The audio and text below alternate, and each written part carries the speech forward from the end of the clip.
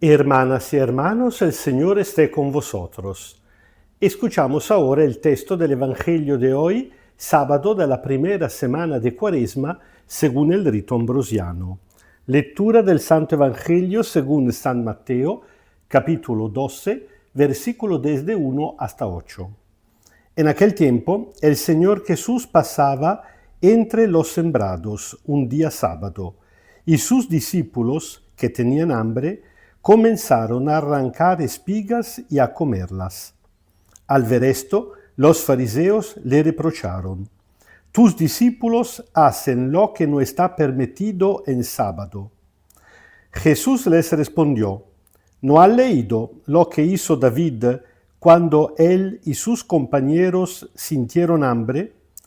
Cómo entró en el santuario de Dios y comió los panes de la ofrenda, que no le estaba permitido comer ni a él ni a sus compañeros, sino solo a los sacerdotes.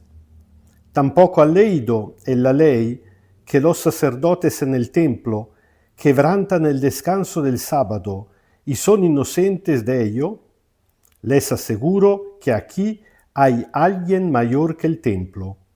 Si ustedes hubieran entendido qué significa quiero misericordia, no sacrificio, no condenarían a los inocentes, porque el Hijo del Hombre es Señor del sábado. Palabra del Señor.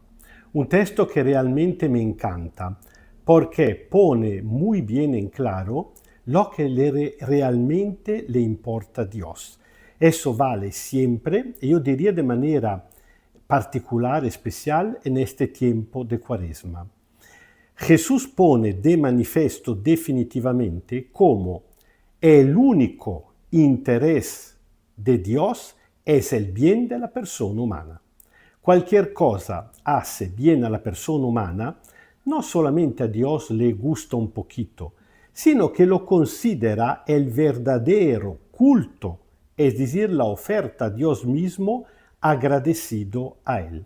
Cualquier otra cosa que no hace el bien a la persona humana, bueno, a Dios no le importa. Yo recuerdo hace muchísimos años, creo que vamos casi hace 40 años, cuando se trató de consagrar un altar en la diócesis de Milán, el jefe del ceremonial, un monseñor de formación muy antigua, extrañó a todo el mundo porque en una meditación dijo precisamente esto: incluso el altar se hace para el bien de la persona, está agradecido a Dios.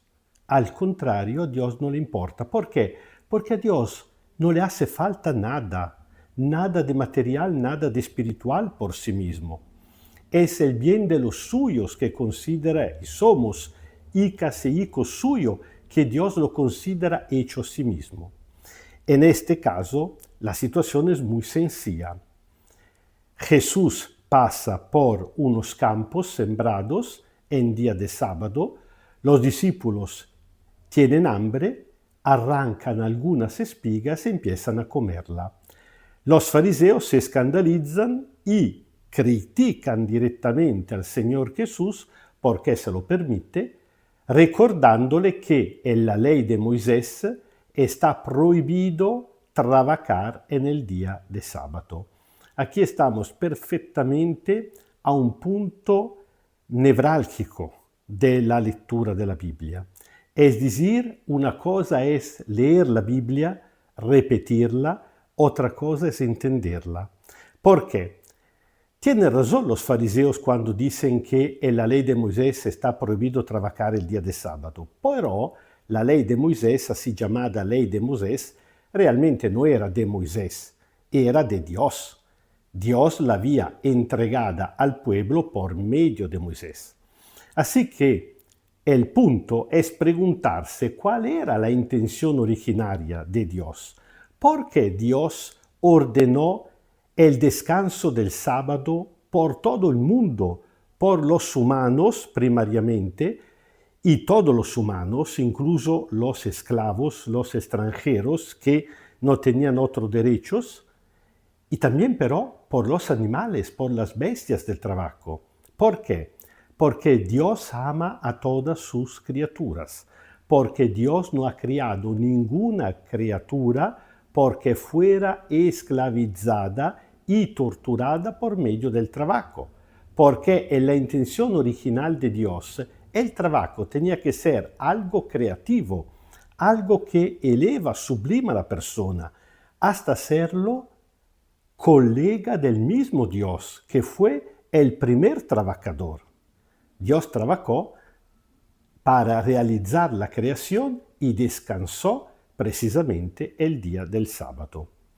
Así que en una sociedad donde no existían derechos sindicales para los pobres, Dios había ordenado por el bien de la persona el descanso del sábado. Claro que si uno, como un tonto, no interpreta, no entiende, sino que toma pie de letra, bueno, los mismos fariseos y sacerdotes prohibían a los médicos en la época del Señor Jesús, y a él también, de curar a los enfermos en el día de sábado, incluso dejando que la gente muriera para respetar la ley, pero demostrando de esta manera que hacían exactamente lo contrario del sentido de la ley, de la voluntad de Dios, porque Dios había mandado esta ley del descanso por el bien de la persona y ellos hacen el mal de la persona precisamente para darle importancia a la ley tomada a pie de letra. Jesús reacciona de una manera muy dura. Tal vez nosotros que estamos afuera de esta cultura, de esta mentalidad, no logramos entender la ironía, casi yo diría el sarcasmo del Señor Jesús, porque le dice, ¿no han leído lo que David no ha leído? Está hablando los fariseos, a gente que se quejaba de conocer perfectamente a la Biblia, gente que en unos casos incluso eran doctores de la ley, gente instruida, gente que había estudiado las Sagradas Escrituras. Y Jesús dice, parece que ustedes ni siquiera han leído, o se han leído, no han entendido. No han leído las Escrituras de cuando David con sus compañeros tuvieron hambre y como no había otro pan que el pan de la oferta en el santuario, entraron y comieron. Jesús le está como diciendo, ustedes están diciendo que David fue un blasfemo, el grande profeta, padre de la patria, el gran elegido por Dios, el en la cual descendencia Dios había prometido enviar el Mesías. Eso es un ejemplo antiguo. Ya habían pasado 1000 años de cuando había pasado esto con David. Y Jesús añade un ejemplo contemporáneo. Dice, ¿nunca han leído la ley como hasta el día de hoy los sacerdotes en el templo pueden trabajar el día de sábado y por eso rompen al descanso y con eso no violan a la ley? ¿Por qué? Porque la ley está por el hombre y no el hombre por la ley. Pero aquí Jesús llega al punto de ser realmente contundente. ¿Por qué? Porque en este segundo ejemplo, hablándole del templo, Jesús empieza a decir, bueno, aquí ahora hay alguien mayor que el templo. Esto sonaba a blasfemia. ¿Por qué Jesús se presenta como alguien mayor que el templo? Porque la función del templo hubiera sido la de ser un instrumento para el encuentro más directo, la relación entre Dios y los humanos.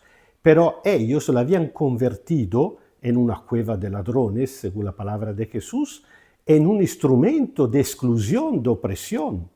En cambio, Dios había enviado al Señor Jesús precisamente para que su propia humanidad se convirtiera en el verdadero templo, es decir, en el verdadero instrumento de encuentro entre Dios y los humanos por medio de su propia humanidad. Por eso, al final Jesús podrá decir, destruyen este templo, hablando de su cuerpo, de su humanidad, y yo lo reconstruiré en 3 días, haciendo una alusión a la resurrección. ¿Por qué? el verdadero, auténtico templo ya no es un edificio, ni el de Jerusalén, que hasta el día de hoy no existe, ni cualquier otro templo cristiano, ni la Basílica de San Pedro, ni cualquier otra iglesia nuestra, por cuanto bonita, sino el cuerpo de Cristo. Y Jesús sigue siempre más duro, diciendo, si ustedes hubieran entendido, el problema es entender qué significa quiero misericordia, no sacrificios, se refiere a la profecía de Oseas, capítulo 6, versículo 6, cuando a la gente que hacía muchos sacrificios, por eso tiene mucho valor también por nuestra cuaresma, dice, ya dijo Dios por boca del profeta Oseas, no me importan los sacrificios, es la misericordia el sacrificio que quiero. Bueno, Jesús dice, si ustedes hubieran entendido, el problema es entender, no condenarían a los inocentes. Y, por fin, el golpe final, porque el Hijo del Hombre, Jesús se autopresenta, ya lo sabemos, como el Hijo del Hombre. Él había rechazado el título Hijo de David y había elegido el título de la Apocalíptica, el título que encontramos en el profeta Ezequiel y sobre todo el capítulo 7 del libro de Daniel, Hijo del Hombre, y Jesús se autopresenta como el Hijo del Hombre, dice, porque el Hijo del Hombre es Señor del sábado. A este punto, según ellos, Jesús había blasfemado y por eso había que denunciarlo y condenarlo. Pero nosotros sabemos que con esto Jesús, al contrario, había revelado su propia naturaleza como el que viene en el nombre de Dios, el que comparte la misma naturaleza divina y por eso la misma soberanía de Dios y por eso tiene toda la autoridad para recordarnos cuál es el culto, la oferta que Dios realmente agradece de nosotros, la misericordia, el bien a los demás. El Señor esté con vosotros. Kyrie eleison, Kyrie eleison, Kyrie eleison. Os bendiga Dios Todopoderoso, Padre, Hijo y Espíritu Santo. Amén. Y cuando todavía estamos al comienzo de este camino de Cuaresma, en el rito ambrosiano hoy estamos al primer viernes de Cuaresma, en cambio por el rito romano ya es el segundo, pero pedimos al Señor la gracia de un corazón realmente misericordioso, porque cuando uno tiene un corazón misericordioso, cualquier otra cosa haga a lo largo de su vida, cualquier otra cosa de bien, incluso los sacrificios que a veces nos gustan mucho, pueden ser agradecidos.